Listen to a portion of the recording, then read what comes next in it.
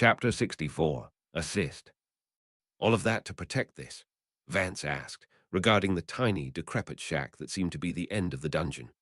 Remus, and Shacklebolt all looked pretty banged and scratched up from their own ordeal on the other side of the hill, their hit points bars under half and recovering slowly. Everyone's endurance meters were pretty low as well. For all that it was tiny, the shack was at the highest point of the hill they'd had to climb back up from either side. The original owners likely didn't let trees get so close to the building as Voldemort had, giving them a commanding view of the nearby area. But to increase the defenses of the dungeon, the Dark Lord had found hardy trees that could thrive in the rocky soil and encouraged them to grow their branches well over the cottage to hide it from the air. Now that they knew precisely where it was, could they have flown brooms directly in, or were the trees enchanted to attack those that tried? Given the protections on Azkaban he'd been told about, Harry assumed that there were as many nasty surprises above as along the ground. At least the tree cover was thin enough that the area was a little brighter in the midday light than the surrounding woods. The tiny three-room shack itself might have been quaint when it was originally built, probably well over a century earlier. But it had fallen into advanced disrepair, with the nettles and moss growing on it, the only obvious thing keeping the ancient wooden cottage from falling right over. The sagging interior beams were visible through the many fallen tiles of the roof, and the windows were only a few shards of broken glass, like vitreous mouths, waiting to devour interlopers. A snake's skeleton was nailed to the door, seemingly having been hung there when it still had flesh. Let us assume that there are many other protections upon such a mean-seeming dwelling, Dumbledore cautioned them. Tom appears to have repaired it not at all from the state I understand was in over 50 years ago, but that is likely just a ruse. He began flinging out detection spells once he finished speaking. I'm getting dense wards, Shacklebolt said. Something nasty on the skeleton that's almost hidden by the curse on the door, Vance added. The glass in the windows isn't really original, Remus observed. I'd bet poisoned. Roof won't hold any weight, but the walls are stronger than they look, Harry shared, having been inspecting different parts of the house. All of that, and there are several cursed objects hidden amongst the detritus inside, the headmaster finished. From the windows, they could see that the interior of the house was full of piles of trash and rusting kitchen implements, the Gaunts having been early hoarders or just unwilling to clean. Well, let's start unweaving what we can from out here and see what happens, Vance suggested. Harry tried to take in everything the adults began doing with their wands, his spellbook creating several beginning entries for advanced ward-breaking magic. Remus and Shacklebolt were erecting strange shields to protect from any backlash, while Dumbledore and Vance attacked the threads of the defensive wards. Harry just tried to keep his combat log and map in view to see if anything unexpected happened. It took 20 minutes, and the adults were almost empty of magical stamina by the time they felt they'd gotten everything they could. Think we could just set the rest on fire? Vance wondered, massaging her wand hand. Will certainly be backup protections against such an obvious gambit, the headmaster disagreed. Harry figured, or just one of those items that puts out fires like my shirt. Those might even be original to the house, since it looks like it's always been a fire trap, Remus nodded. It's honestly surprising so few people burned to death in the thousands of years before modern electric or magical lighting. What about fiendfire? Shacklebolt suggested. We're trying to destroy this thing anyway. Not many magical protections that can hold up against that. It would likely absorb the remaining curses and burn the entire forest. Dumbledore shook his head. And good riddance to it if we can get out first, Remus shrugged. Harry should be able to tell us if the ring is destroyed, even if we're miles away. If the fire somehow doesn't get it, it will be easier to come back and search the ashes. The old man pursed his lips, beard bristling, as he finally admitted, I am hoping to recover the ring with only the minimum damage necessary to break its ability to house the soul fragment. I suspect that it might be extremely valuable to our cause. Harry and Remus shared a look, as both of the other Order members seemed inclined not to press that question further, Harry saying, Sir, what do you think it is? Sighing, Dumbledore paused for a few seconds before explaining, the third Hallow. I have a memory of seeing young Tom wearing a ring his last year of Hogwarts, and given the rest of your quest, it seems very likely to me that the black gem set in the ring might be the resurrection stone. Remus remembered, which the locket was trying really hard to get you to go after. I believe it was only discerning my own long search for the stone. Or it's a trap, and it wants you to go after it, Harry figured. Be that as it may, the intelligence we could gain by being able to question those that have passed on, should the legends be correct. Vance had finally figured out what was going on and said, "The legends also say that anyone that talks to the dead pretty quickly decides to join them. For an old man, where is the harm?" Dumbledore argued. "I believe I could resist the urge to cross over until the end of my natural span, but I have many questions before I go." So persuasive was he that everyone finally shrugged and tacitly agreed that the risk might be worth it. If they were all thinking of their own dead loved ones that they might like to talk to, they didn't bring it up.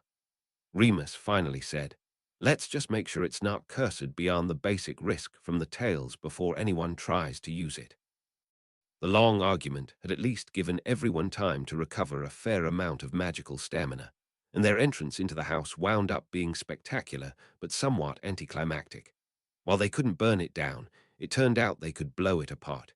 It was much harder to protect a rotted old shack from concussive force than to quench fire, and a few well-placed incantations of confringo threw the walls away from them and down the hill. With the violent removal of the house's roof and four walls, several remaining curses did try to trigger, but Dumbledore and Remus were quick with the counter-curses, as black smoke and angry red sparks attempted to shoot out toward them from devices hidden in the trash. Further charms of motion flung piece after piece safely away to where the walls had been thrown, Harry keenly looking for anything that was shaped like a ring as he finally got to contribute. Within minutes, there was nothing left but rotted floorboards over a shallow foundation. "I didn't see a ring," the boy who lived explained to them. "Could this have been a decoy?" Shacklebolt wondered, gazing around to see if there was anywhere else that the Horcrux could be hidden. If he just buried it under a random pile of deadly mushrooms somewhere here. I think Tom would consider these items too important to languish in a hidden hole or to rely upon obscurity entirely to hide them. Headmaster mused, eventually realizing, but burying his treasure in a place of power might serve as an extra layer of protection. "Has anyone else read the Telltale Heart?" Remus joked, realizing that the warped floorboards were probably easy enough to hide something under. The party still somewhat reticent to actually stand on the shaky flooring. It was nonetheless but another few moments for Charms to rip it free and send the last boards to join the rest of the house down the hillside. With no more cover, there were revealed a fair number of rotting items that had been stashed under the floor over the decades of its habitation, but only one golden box, etched with runes to conceal its contents from Charms. "Gaudy, even when trying to hide something," Vance sniffed, beginning another barrage of detection spells to determine if the small jewelry box was safe to touch. "Should be okay to grab, but with the runes on the outside, there's no way to tell what's inside." Trusting in the protection of his own lycanthropic curse to make him a little better off than the others if something dangerous had been missed, Remus gingerly stepped into the shallow foundation and walked to where the box had been concealed in the middle of the shack's main room before they'd violently disassembled the structure. Harry had a keen eye on the combat log, but their overwhelming disassembly seemed to have cleared any remaining hazards, and the werewolf stepped back out a few moments later, setting the box on the ground and stepping back. "It doesn't even look locked," Harry observed, his game inspection of the box even thwarted by the concealment and telling him nothing more than that it was a golden box with runes on it. "I'll flip it over and everyone else cover me," he suggested, realizing that he wouldn't be a value add against an obscure curse, but would be the best at dodging if something happened. Dumbledore nodded grudgingly after a moment, the rest of the party spreading out into a half-circle to cast at anything that emerged. Harry gave them a countdown with his offhand, then reached down with it to flip the box open. Nothing exploded. Instead, within was a golden ring that, to Harry's eyes, looked like it was made by someone that didn't know much about jewel-smithing or so far in the past that no one had the tools for precise work at that size. The gold clasped a black stone so large that it would make the ring seem oversized for anyone smaller than Hagrid. and as soon as it became visible, his combat log started listing out its workings. Gaunt's ring uses suggestion on Harry Potter. Failure, mental fortress. Gaunt's ring uses suggestion on Albus Dumbledore. Success. Gaunt's ring uses suggestion on Emmeline Vance. Success. Gaunt's ring uses suggestion on Kingsley Shacklebolt. Success. Gaunt's ring uses suggestion on Remus Lupin. Success. Gaunt's ring prepares curse. Harry heard the echo of how hard it was going after Dumbledore, the fake voice of Ariana insisting to him, "Albus, put on the ring. Save me." He wasn't sure what it was telling the others. With 4 party members about to dive forward to try to grab the ring as it bathed the clearing in its dark mind control, it took all of Harry's copious agility and finesse to snatch the basilisk fang from his inventory and plunge it into the poorly worked gold of the ring before anyone could try to wrestle the box away from him. As soon as the fang made contact, a fountain of smoky black ichor shot free, dislodging the stone almost as if it was thrilled to get away from the shard of Voldemort's soul that was erupting. Harry managed to point the box away from everyone else, well aware of how gross their destruction could be, and fling it away. The dark slime sprayed violently over the ruins of the shack as it sailed back into the foundation where it had long dwelt. Coming to their senses just before colliding with one another, the rest of the party stepped back. "Quick thinking, Harry," Dumbledore nodded, embarrassed at being just as easily persuaded as the others. "There was something else in there," Remus nodded, sniffing. "Some curse. Smell reminds me of some old Egyptian spells I researched during my defense mastery." "So that's it?" Shacklebolt asked, good humor returning the fastest at another narrow avoidance of catastrophe. "Still time to have a spot of tea before my afternoon shift." Somehow, the reminder that it was still broad daylight made the sun feel brighter, or perhaps the death of the Horcrux had removed some subtle additional pall from the tree cover. The black stone on the ground did the opposite of glitter, however, the play of sunlight around it merely revealing how matte its surface was. Before Dumbledore could reach down, Harry, already kneeling on the hilltop, picked up the stone with the hand not wielding a basilisk fang. He almost felt like it had started to roll toward his hand before he even grasped it. Resurrection, stone turned this stone thrice to summon the departed. Be wary. All will join them soon enough. Set bonus. 3 thoughts of talking to his parents dancing through his head, but heeding the worries of the others and the stories about the Deathly Hallows that Hermione had found, it was only his maxed-out willpower that gave Harry the strength to place the stone into the old man's outstretched hand, wavering with trepidation. "Be careful, sir," he managed to get out. "I shall, Harry, and I think you may find that this is now yours. Thank you for the brief loan." The Deathly Hallows, main quest. What does it mean to be mortal? Oh, collect Voldemort's Horcruxes, 5-6. Destroy the journal, destroy the diadem, destroy the cup, destroy the locket, destroy the ring, oh, destroy the snake, oh, fulfill the prophecy. Optional. Collect the Deathly Hallows, 3-3. Dungeon quest, complete 1300 XP earned quest reward. Resurrection, Stone 1961.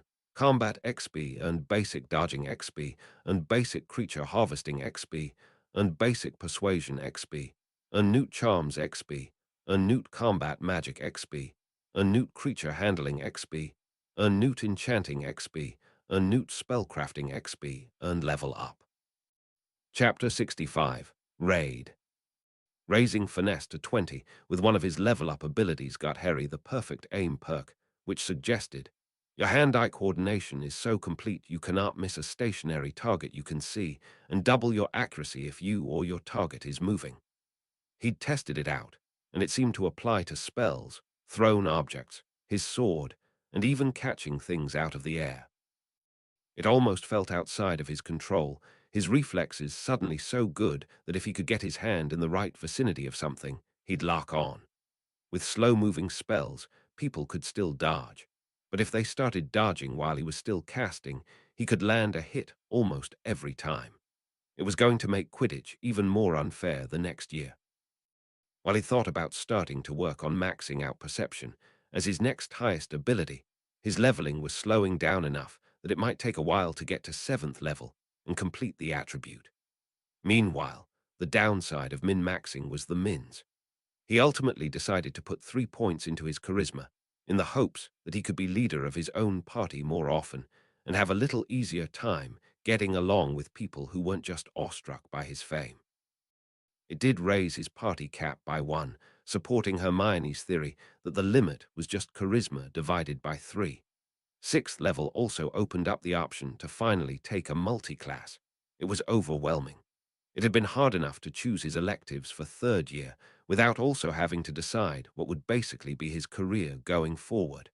Should he go athlete like Wood to be better at Quidditch? Would he want to be a teacher eventually? He knew he could just grab the pre-med textbook from the Granger house to pick up Doctor immediately. Between serious fond tales of the time, he and James Potter were auras, plus Dawlish harping on it all year. He thought that it might make sense to go officer. But he wasn't even quite 13, and it was a huge decision. What if he discovered he liked something a lot that he hadn't even had a chance to try yet? It probably made sense that most people didn't even have the chance to make the choice until they were at least 16. Other than delaying his ability to start raising the special skills for whatever secondary class he took, he was probably safe to wait. And he was almost 13, so anticipation about his birthday at the end of the month quickly eclipsed his dithering over choosing a multi-class. They planned a lovely day at Diagon Alley, where they would have lunch at Fortescue's private restaurant above the ice cream shop for the whole Marauder gang, and then they'd all run interference at Flourish and Blart's while he checked the shelves for skill books. There ultimately weren't a lot of skill books that didn't have matching copies in the Hogwarts library. Madam Pince was diligent about increasing the collection, but he found a few. More importantly, everyone had a good time. Harry and Hermione looking through books, and the other Marauders managing a carefully curated mayhem to keep the staff away from where Harry was browsing at any given time. Fred and George in particular were thrilled at getting one-on-one tutelage with Remus and Sirius about the subtle arts of pranking. If you did it right, you could make a nuisance of yourself in public, and nobody would ever realize anything had gone wrong other than a hectic series of coincidences. Of course, the real birthday present was the trip to the Quidditch World Cup. Sirius outing to the alley was a good test of the polyjuice disguise he was planning to use for the time in Germany. He'd spent several days that summer sitting outside Muggle barber shops looking for the right subject, and had ultimately found a man with a similar enough build he wouldn't feel weird transformed, but with a different enough look that nobody would assume his real identity. Again, that subtle marauder skill set allowed him to make off with a load of hair for the potion with no one the wiser. Hermione asked, "What if they didn't sweep completely and someone else's hair gets in the potion?" Sirius thought that was unlikely, but the small risk added to the fun. A disguised Sirius was, thus, one of several adult chaperones for the Marauders early on a Saturday morning in the middle of August, trying to find a portkey in the wooded fields some distance south of Hermione's house. In addition to Sirius and Remus, the Weasley parents were both there, along with Shacklebolt, Vance, and Dumbledore himself. There were nearly as many Order of the Phoenix Guild tags in evidence as Marauders. Arthur Weasley had been read in at some point in the last year. Also, Percy Weasley was functionally another adult chaperone. He was along with the rest of the family, since it seemed weird to exclude him. The trip was serving as a present for him, becoming head boy for his final year at Hogwarts. The two older Weasley brothers were meeting them there. The family had been hoping to win a drawing for their summer vacation money, but hadn't been quite lucky enough, so were secretly thrilled to get to take the whole family on a vacation. They'd been inclined to refuse to use serious money, but once Dumbledore pointed out it was Ecrisdy's money, and the whole trip was an Order of the Phoenix operation, they'd seen their way through the cognitive dissonance of not accepting charity. The potential damage to the statute of secrecy, with over a dozen wizards and witches tromping through rural Crawley, was much less than it could have been. The twins and Ron had lots of experience dressing Muggle from the previous summer, and they'd reigned in some of the rest of their family's excesses. It was really just Dumbledore, who probably knew how to dress, but felt like celestial-stitched robes in the bright colors of the English national Quidditch team were more important. Vance and Shacklebolt were also dressed more wizardly, especially with Shacklebolt in his red Aura's robes, but were at least in darker, solid colors that wouldn't obviously stand out to the farmers watching them ramble from the other side of a field. I think this is it, Mr. Weasley announced, as they spotted a rusted old bicycle discarded a little distance into a forest. Harry inspected it to confirm. This item is enchanted as a portkey. It will transport any individuals touching it to Germany at the end of the countdown. 000815. Looks like we have about 8 minutes left until it goes, he told everyone. Makes sense, Arthur agreed, checking his pocket watch. Glad we timed it right then. Wouldn't it make more sense to just have an international portkey terminal that we flew to? Hermione checked. That's the normal process, the headmaster explained. But it's not a very large facility, and there would be potential consequences if many portkeys were triggered in a short period of time from one location. With the sheer number of British wizards that attend the Cup, it makes sense to distribute the transportation locations and times. You're taking arithmancy and ancient runes, yes. The theory should be covered for you next year. But it comes down to the very mechanism by which the items work too. Right. Mrs. Weasley took command as the time ticked down and it looked like Dumbledore was switching to lecturing mode. Everyone go ahead and get ready. It looks like they made this one big enough that everyone can put a whole hand on. Ginny, dear, watch out where your rucksack is. Fred, George, on the other side of the device from Percy. I saw what you were trying. Everyone got a grip. She was, if anything, too good at organizing, and they were ready 3 minutes before the portkey triggered, and then had to kind of stare at one another until suddenly the magic triggered, and they and the bike were all yanked through space, as if by giant fishhooks in their stomachs. Unlike other forms of transportation, it initially felt like they were rising into the air, sucked up in a giant tornado, and Harry wondered whether they were going to physically fly all the way to Germany. But moments after it began, they were landing on the ground in a different wood, 400 miles away. Zijn uur drei unswanzig van Pease Pottage, an organizer announced in German as they picked themselves up from the ground. It was yet another off of Harry's and automobile's quest. He just hoped that night bus, flying carpet, and Phoenix travel were better than portkeys. We're somewhere deep in the Black Forest, Mrs. Weasley explained for the crowd. Don't go wandering out of the tournament areas, or you'll cause an international incident. Now, Molly, I don't think it will be as bad as that, her husband corrected. But they do have out of bounds warded and blocked off, and there should be plenty to do in the permitted space. He wasn't wrong. Winding through a connected series of clearings in the forest were an overwhelming collection of wizards, witches, and even other beings, all winding their way through rows full of tents. For all that the space wasn't nearly as regular as a flat field, the German organizers had imposed what order they could on the campsites, and regular signs on trees explained the grid system for finding one's way around. The stadium itself was in a large clearing from which the rest of the camp branched out. They could even see glimpses of the immense structure through the trees as they rubbernecked their way through the area to try to find their assigned camp. The next few hours were a blur, but would seem to take days when they thought back on them, given all the fun and novel experiences. They set up space-expanded wizarding tents. They met so many people. They shopped like they had a guild vault full of a dark wizard's money to spend. And then, as the afternoon finally started to move on to evening, immense horns called them into the stadium to watch the match. They procured a box for the entire group. With the warning from Harry's dream a few weeks earlier, Dumbledore had handled snubbing Barty Crouch and Ludo Bagman, apologizing that Harry was visiting with enough of his school friends that they wouldn't fit in the Ministry's box, but he might be around parties later. That later might be much later, since it was a tense match. England made an amazing showing against Italy and finally clenched it with the snitch around midnight when they'd already been 80 points up, and the scores in general, after over 6 hours of play, were far higher than Harry had seen at any Hogwarts match. Are there enough Italians here to cause a riot?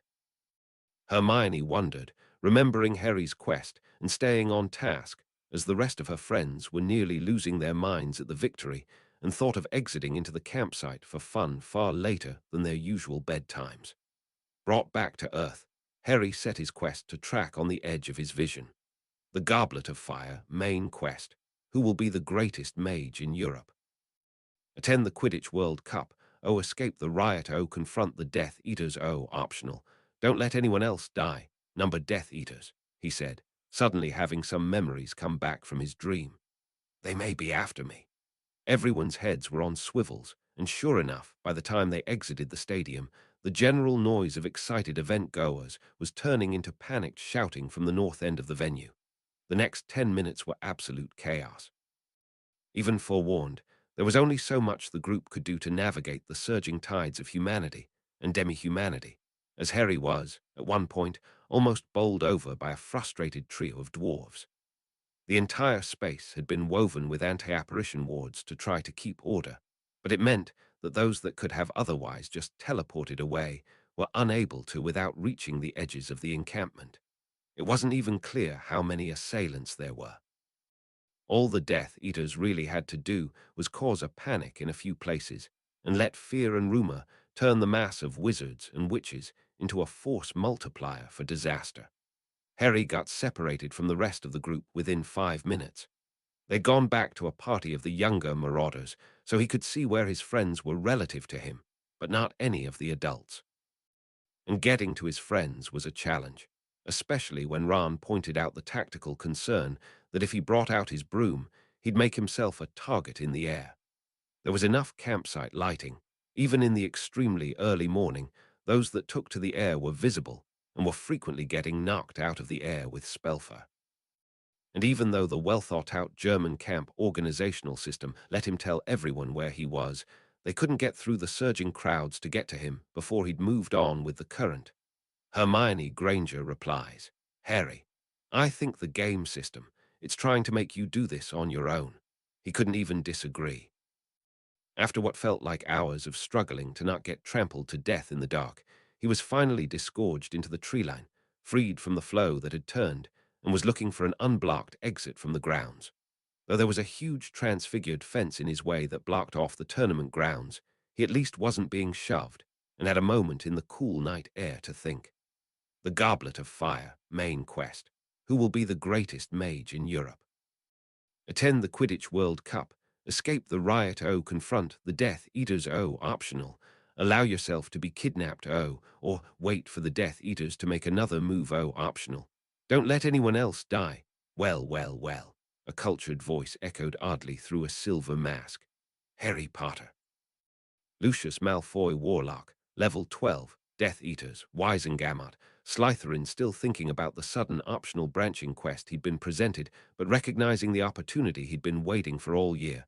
Harry readied his normal wand, squared up to the man whose mask couldn't disguise him from the game system, and taunted, "Hey, Mr. Malfoy, I hear you mistreat your elves. How would you, Incarcerus?" Malfoy snapped out, his confusion at Harry knowing who he was behind the mask given up in the face of the boy clearly being ready to duel. Harry dodge-rolled beneath the cloud of conjured binding ropes, only slightly abraded by the tree roots of the Black Forest. Malfoy should have been a barely perceptible black blur against the darkness, with his silver mask occasionally reflecting the lights of the rioting campground to his left. But with the game interface helpfully putting his name and titles above him in full color, as well as snapping targeting brackets around him, he could have been completely invisible, and Harry would have had an excellent idea of where he was. Tarantallegra, Harry countered, hoping the adult would assume that his repertoire was normal for a rising third year at Hogwarts. The fact that the man hadn't tried to curse him, but just tie him up, confirmed the quest's note that this was a kidnapping, not an assassination. Harry was a lot less worried without deadly curses on the table. Marauders. Active. Harry Potter. Guys, I'm fighting Lucius Malfoy. I think he's trying to kidnap me. To give Malfoy credit, the man wasn't going to be done in by a child's jinx.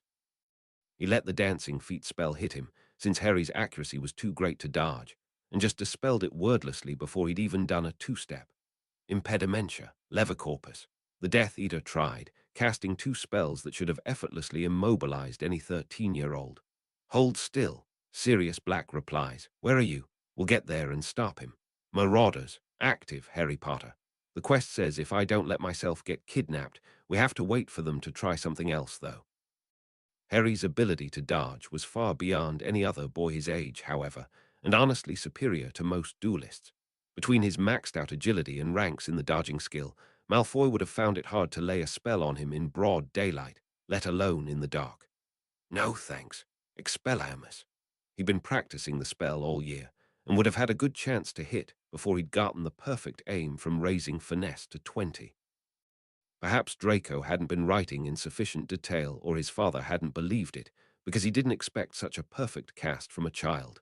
The rich man's wand went flying through the air and Harry easily caught it. Now, Potter, you may think you've accomplished something here. I think I've beaten you in a duel. And by ancient rights, I want your house elf. Harry fired back, making sure that his intentions were clear to the game system or magic or whatever else handled that kind of thing. Stupefy, he finished, stunning the man who was turning to run. 1440 Combat XP earned Newt Combat Magic XP earned Newt Charms XP earned Loot. Darby's Gesh Marauders. Active, Harry Potter. Anyway, I beat Malfoy, so maybe I should just let myself get captured.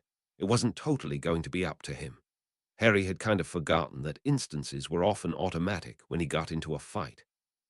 As soon as the reward text appeared, the blurring at the edges of the combat area sharpened, and someone else spotted the boy who lived, standing triumphantly over a fallen Death Eater. Stupefy.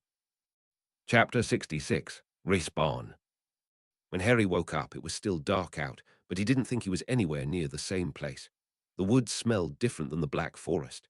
He'd been lashed to a tree, and his map showed half a dozen red darts spread out near him. Marauders, active, Harry Potter. I may have got more kidnapped than I expected. Hermione Granger replies, Harry, it's been 2 hours.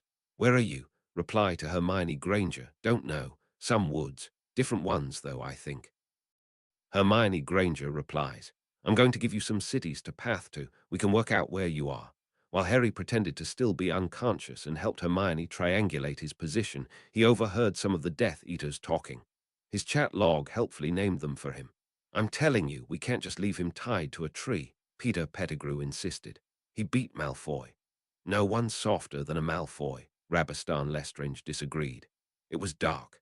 Kid got lucky. You got him right after.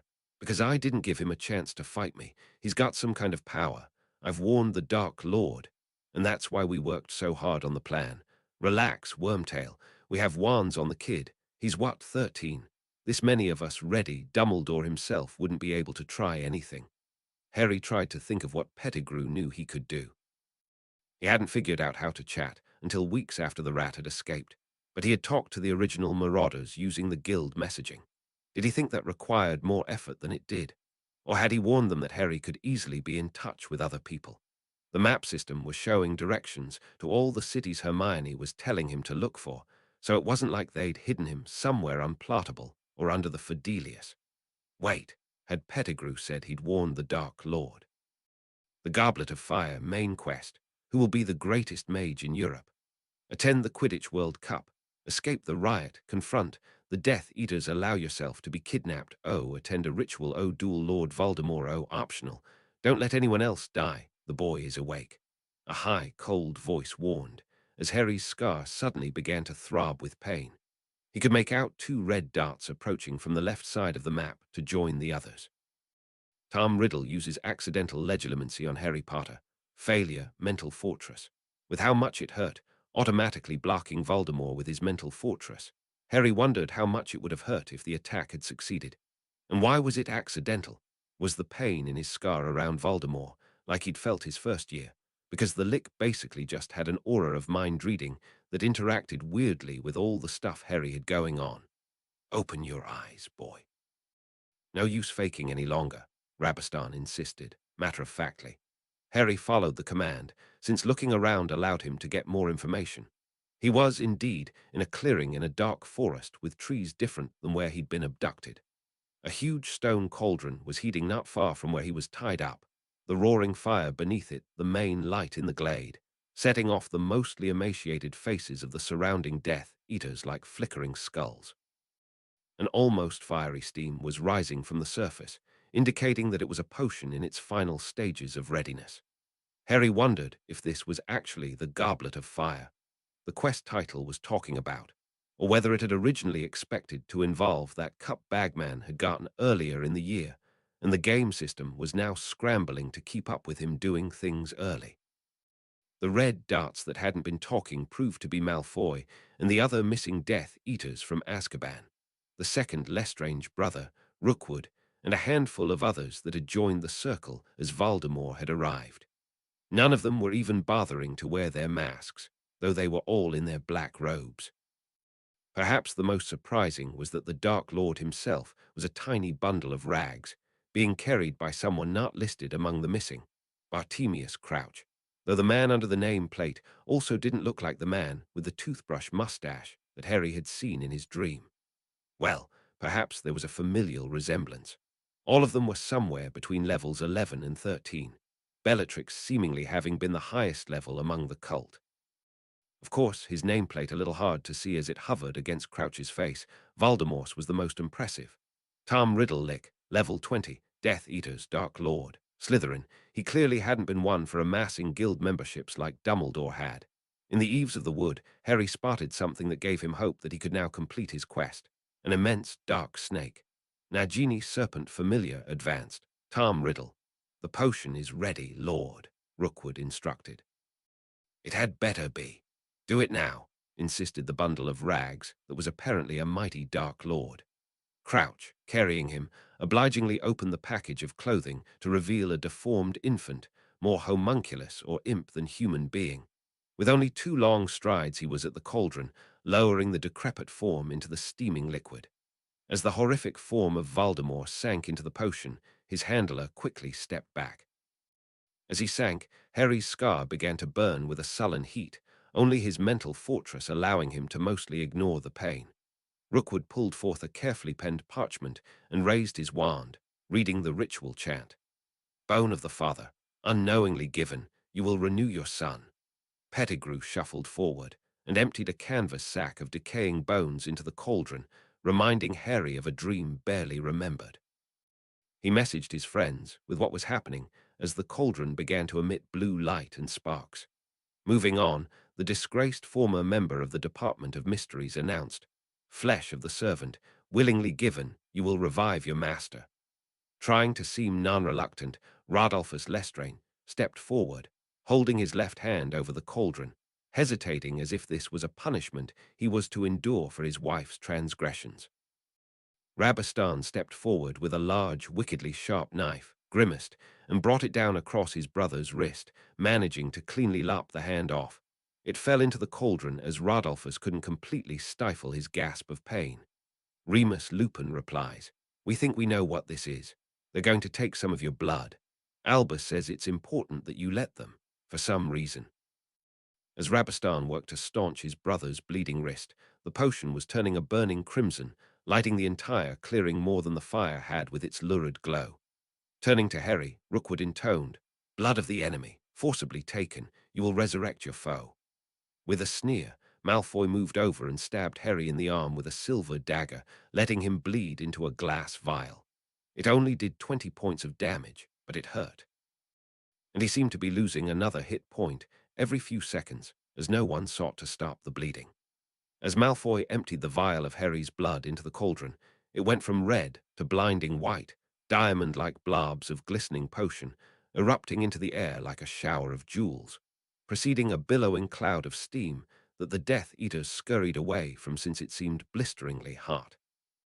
Moments later, the silhouette of an almost skeleton marred the perfect white of the steam, Voldemort growing back to adult size from within the cauldron as his nameplate rose higher and higher from the vessel. Robe me, he insisted, voice deeper than it had been as a homunculus, but no less cold. Crouch stepped forward with a black robe and momentarily disappeared into the cooling steam, mercifully clothing the Dark Lord's body before he was revealed. Once the steam dissipated, but the clearing remained unnaturally lit by whatever essence of potion still shone like a spotlight from within the cauldron, Harry could make out his nemesis, bone-white, bald, and noseless face above the collar of the expensive, sable robes, regarding Harry with his scarlet eyes. Marauders Harry Potter. Well, guys, he's back. I hope Dumbledore has a good plan. Voldemort smirked at the boy who lived, then pointedly ignored him while he stepped free of the cauldron gracefully, thrilled to regard his own mobility and long, spider-like fingers. At least the pain in Harry's scar had diminished to a dull ache. though it flared slightly every time the Dark Lord's gaze passed over him. Eventually, the bleeding in his arm had stopped on its own, though he was down nearly 50 hit points by the time it finished. Having a detailed conversation with his friends using the chat system, Harry was only half aware of the grandstanding the reborn Voldemort was doing among his minions. Pettigrew had found the Lick's wand, somehow or other, and eagerly returned it. He blessed the few of them that had attended him in his weakness, even deigning to give Rodolphus a conjured silver hand to replace the one that had been sacrificed. Then he did something to the inside of Crouch's wrist with his wand that caused the man to writhe, and most of the others to clutch their own arms in the same spot, the pain shooting back up in Harry's scar. How many will be brave enough to return when they feel it? We shall see who else remains loyal, and which fools stay away. The arrival of the other Death Eaters was not instantaneous. Voldemort looked annoyed, and it was Malfoy who finally pointed out, "Most of them are a portkey away, Lord. I'm sure they will attend soon." Grudgingly nodding, and having nothing better to do than gloat, the Lick turned to Harry and explained, "Little did you know that your accomplishments this year only sped up my return." Having his full attention made Harry's scar burn. "First, you gave Wormtail sufficient incentive to find me. Then you inadvertently toppled the prison and loosed the most loyal who had never recanted their service to me." He fixed Pettigrew and Malfoy with his gaze of displeasure as he explained these points. "Both the rat and the press seem to think that you have some special gifts, so it will only serve to embellish my own grandeur when you die by my hand. Don't worry, it won't be long now. I merely require an audience so that none can doubt." Finally, slowly, spinning out of the night sky, clinging to old pieces of trash that had been made into portkeys, more and more Death Eaters began to fill the midnight glade. What had started as fewer than a dozen red dots multiplied, until Harry could barely keep count as they overlapped, but he thought it was around 30. Their masks and robes were unable to conceal their names from the game system, and he spotted several he recognized, such as the Carrows and Macnair, others that shared last names with his Slytherin classmates, and the somewhat surprising Severus Snape. Each of them was cowed under Voldemort's gaze as they arrived, silencing them. Now that they were appearing, he was more relaxed, standing on his back foot as if he was patiently waiting. When no new arrivals had come for 5 minutes, the Dark Lord frowned slightly that there were still members missing, but began to speak. "Welcome, Death Eaters. 11 years since last we met, yet you answer my call as if it were yesterday. We are still united under the Dark Mark then, or are we?" What followed was nearly 10 minutes of grandstanding, as Voldemort ran his followers through the renewal of their abusive relationship, chastising them for not going to Azkaban or seeking him out, even using a torture curse on those that especially displeased him. Harry had tuned it out so much while he talked to his friends that he was surprised to pick up the tail end of the monologue to realize that Voldemort was talking about him, moving forward to stand by the tree where he was bound. "Admit I had not foreseen that I could not touch the boy." One long pale finger caressed Harry's cheek as the Dark Lord briefly explained Harry's mother's sacrificial magic and finished, "But no matter, I can touch him now." He ground his thumb into Harry's scar, causing him to have to bite back a scream as it boiled with pain. Even after the man let go, the burning was a distraction from his long-winded explanation of how he'd managed to revive himself. Harry knew most of it anyway, from what he'd dreamed of Pettigrew's journey and what Dumbledore had worked out. The guy clearly loved to hear himself talk. Harry almost missed that the Lick's focus was back on him. "The boy you all believed had been my downfall. Crucio." Harry nearly blacked out from the pain. His hit point bar and his stamina began to drop dramatically in the corner of his darkening vision. He may have screamed. He may have vomited. He wasn't sure if the game system would provide a way around it if he looked, but he never wanted to experience that again. As the pain subsided, he'd clearly missed another bout of monologuing, vaguely aware of more grandstanding about how easy he'd be to defeat. And now, Wormtail, give him back his wand. The Goblet of Fire main quest, who will be the greatest mage in Europe. Attend the Quidditch World Cup. Escape the riot, confront the Death Eaters, allow yourself to be kidnapped, attend a ritual duel Lord Voldemort optional, fight back optional. Don't let anyone else die, Marauders Harry Potter. I'm about to duel Voldemort. And it looks like the quest thinks that fighting back is optional for some reason. But the snake is here, and if we kill it, we can kill him, right? While he waited for a response, Pettigrew was cutting the rope tying Harry to the tree and helping him stagger to his feet.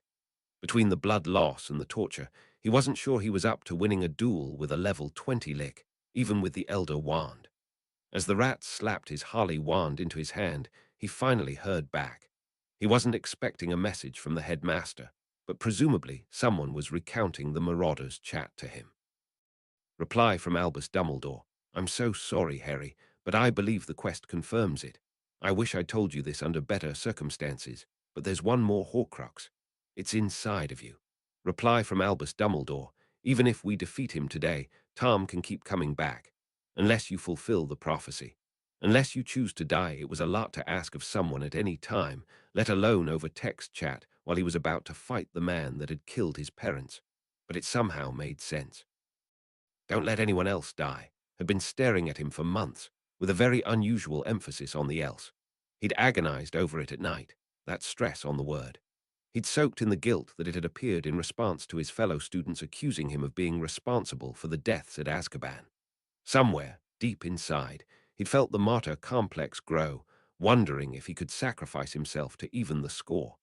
And now, the headmaster was giving him a reason to do it. You've been taught how to duel, Harry Potter. Voldemort was asking him with a cruel smirk. Harry felt the Harley wand in his hand, the burning in his scar. Was that where the Horcrux lived? Was that why it always hurt when he was near the lick? It would be so easy to dodge, even at this range. The Dark Lord would grandstand. He wouldn't try hard for his first attack. Once he'd missed once, Harry would be behind the tree. He could quick-switch and get under his cloak. Honestly, Pettigrew should have told them about the inventory system, that he might have other items available. But either the rat had forgotten in all the other things he'd learned, or the rest of the Death Eaters hadn't believed him. He'd moved to the edge of the clearing, ready to flee himself if he needed to, unsure of how this was going to go. Maybe the prophecies, power the Dark Lord knows not, lines simply realized that the Lick would never fully believe it. Harry had a gift that only a few mages in history had developed. The great Lord Voldemort wouldn't be willing to admit that he had never discovered rumor of such power. If he had, he'd have bent all his will in the First War to finding Acrisdes under Azkaban. I do, Harry admitted, after a long pause, just before his nemesis was about to say something. Do we bow? Slightly wrong-footed by just how blank Harry looked, the Lick admitted. The niceties must be observed. Dumbledore would like you to show manners. Bow to death, Harry. The Death Eaters were about to chuckle, but in the still-present witchlight of the resurrection ritual, they could make out Harry's wry grin. That was basically what he was doing right. The dark humor of it was more than he could contain. Death was someone you could bow to, after all. Harry had the Hallows to prove it. He'd seen the reputation increase with death when he'd destroyed Acrisdes. Maybe if he died in the process of destroying another Lick, death would appreciate him even more, and he'd have his pick of afterlives. Tom Riddle uses wandless legilimency on Harry Potter. Failure, mental fortress. The Dark Lord's eyes widened as far as they could, orbs of worried red, as his probe failed, even though he saw Harry wince in pain as it caused his scar to burn. But he couldn't admit that something was going on with the boy that he didn't understand. Harry Potter wasn't supposed to be calm and collected. He was meant to be terrified, what little spirit he had left broken in front of the Death Eaters. Smiling that grim smile, mind closed tighter than a Gringotts vault, Tom Riddle started to worry. And the boy was bowing. So he had to bow, too. He was putting on a performance, after all. Harry somehow worked out that the duel would probably involve several more very painful curses. He didn't want to suffer the torture curse again. He wanted the man to end it if it was going to have to end. If Voldemort drew it out, Harry would lose his nerve. He'd start dodging, fight back, run away. If he was willing to bow to death, he would prefer to go out quickly. And he'd heard that the killing curse was, at least, supposed to be painless. Whisper to Tom Riddle, "Are you ready? Let's give them a show, Tom." His eyes already as wide as they could go, Voldemort's lips split back in a rictus of shock, as the boy so easily seemed to slide past his own occlumency shields and speak into his mind. Harry's lips hadn't been moving. What was this magic? Perhaps the rat had been right. He should have done this privately, so he could force free whatever secrets the boy had. But he hadn't believed a 13-year-old raised by muggles could possibly know anything. Well, he hadn't been willing to admit that another young half-blood raised by muggles might have become even more proficient than he had been. Tom Riddle, even as a prodigy, was only beginning to learn magic outside the curriculum by his 3rd year at Hogwarts. How could another boy have so surpassed him at that age? What would the child be able to do? What if he landed a spell that made Lord Voldemort look weak? Now was the time to show his renewed strength. He had meant to give them a show, but if that was what Potter wanted, then he'd make it quick. The one thing he was certain of was that the dead mother's gift had been subverted and would no longer make the child proof against the killing curse. And there was no other proof against that curse. He was certain of it. Right. Marauders, Harry Potter. They're about to be really distracted, so I hope you're all ready. I'm sorry. Dumbledore will explain everything. Make sure to get the snake. Standing from his bow, Harry was looking past Voldemort. He was agonizing over whether he should have said something like, I love you all. Would Dumbledore will explain everything be a fitting epitaph? If anything, his last 2 years made him pretty sure that the old man probably wouldn't. But maybe that's how it had to be. He negligently started to lift his wand hand as if he was going to cast a spell. Furious at his moment of triumph turning to ashes in his mouth as the boy was barely even looking at him, Lord Voldemort summoned up every ounce of hatred he needed to fuel the killing curse and bellowed out, Avada Kedavra. Harry's last expression was another ironic grin. The green light of the curse moved so fast, but he was pretty sure he could have dodged it. They were right. It was painless.